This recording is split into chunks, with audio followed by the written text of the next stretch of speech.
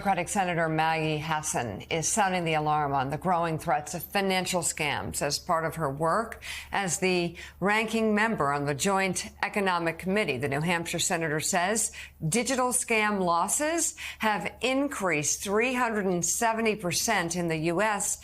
over the past 5 years. What's more, scam victims lost $1 trillion globally last year alone. And the senator joins us right now. She just launched a survey on her Senate website this morning to collect information on common scams and to aid efforts to combat them. It's very good to have you on the show, Senator.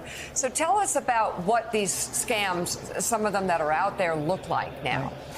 Well, thanks for having me on. Yeah, as you point out, we have seen an explosion of these scams. I think most of your viewers have been on the receiving end of a text or a phone call or an email that says something like you have an unpaid toll or a loved one is in danger. Hurry up, pay some money right now.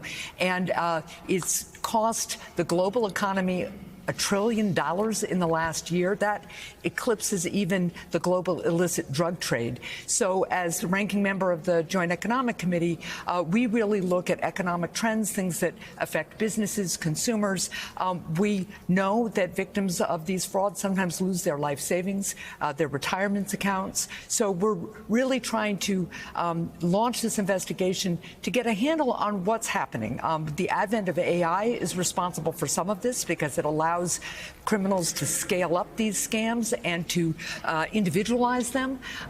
But we also know that part of the problem is the piecemeal law enforcement response, local law enforcement, state, federal.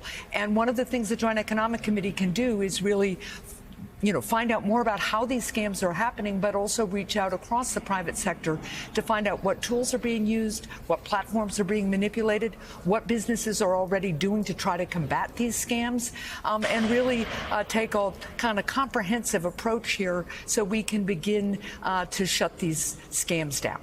So, Senator, to your point, the scams keep evolving. It's a few years ago, I think a lot of folks were focused on maybe Facebook, like you click on something you shouldn't. Now it's immediate. I get 10 spam text messages a day. And it's easy to see how someone could fall susceptible to that. So talk to us a little bit about, are you getting buy-in across the aisle here? There are so few places, it seems these days, of bipartisan consensus in Washington. Are you hopeful that you can work with your colleagues across the aisle to get something done? Yeah, there is real concern here. All of our constituents are being affected by this. AI allows the criminals to personalize these scams, to make them more believable. And because they can make them unique, it's harder to detect patterns in these scams. So it is really important, first of all, that people go to my website, hassan.senate.gov, to fill out that survey so we get a really up-to-date, on-the-ground look at what kind of scams are being perpetrated. It's also really important for people to understand that these scams will come across in a way that often makes you think you're dealing with an organization you know. They can spoof the caller ID, for instance. They often will have an incentive or a prize involved. They will give you a sense of urgency. Do this now or something terrible will happen to somebody you care about.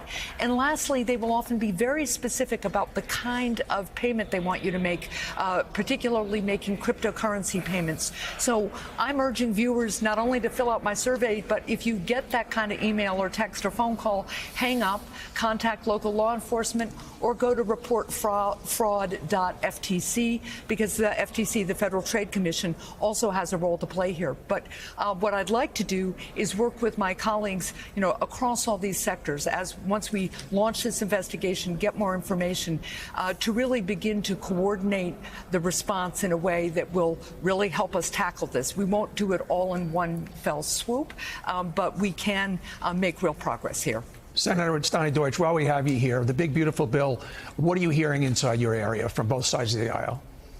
Look, people are really, really concerned and upset that this awful bill passed despite bipartisan opposition.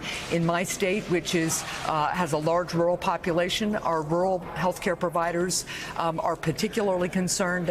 One of them just announced the closing of a clinic in one of our towns because they just said the numbers won't add up. I met with a major health care system yesterday.